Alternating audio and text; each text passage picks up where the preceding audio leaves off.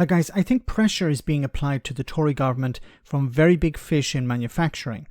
Now, while Brexiteers want to move as far away as possible from EU standards due to some harebrained idea that trade with the EU can be replaced with trade from all over the world, the chair of the Ford Motor Company, Tim Slater, told NewsNight that Britain should be moving closer, not further away from EU regulatory alignment. This follows a number of disasters, from the collapse of the British Volt investment some months back to more recently Stellantis car group demanding that the Brexit deal be changed. Have a listen to this. Also talk about regulatory alignment.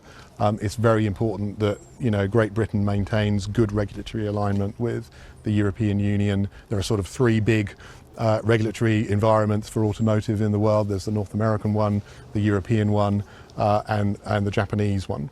And it's really important that we maintain really good alignment to the European one, because that's where we build and sell most of our vehicles. It works out at something like 55% of UK cars are exported to Europe, while the US makes up just 16%.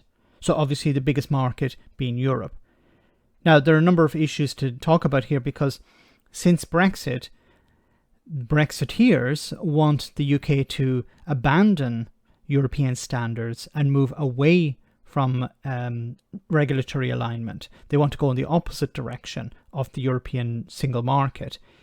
And of course, by moving away, it adds extra cost and paperwork to manufacturers who want to export into the single market. The UK is a third country, so until that changes, you're going to have a massive amount of friction.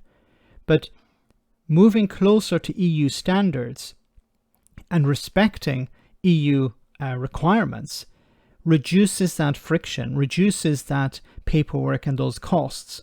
These are British companies trying to export into the single market. It's very difficult.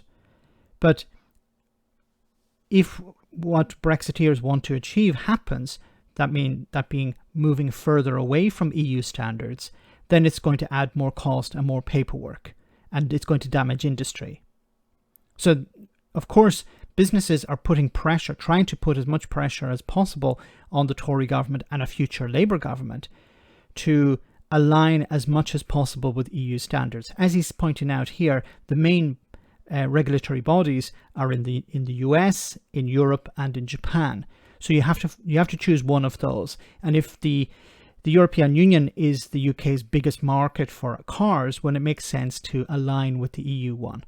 So there's going to be conflict between those who want to diverge from EU standards, the Brexiteers, and those more pragmatic ones who want to move closer to EU standards. As I said, until the UK rejoins the EU and eventually the single market, there's going to still be friction. But what you want to do is stop the rot. You don't want to increase the friction, you want to reduce the friction where possible.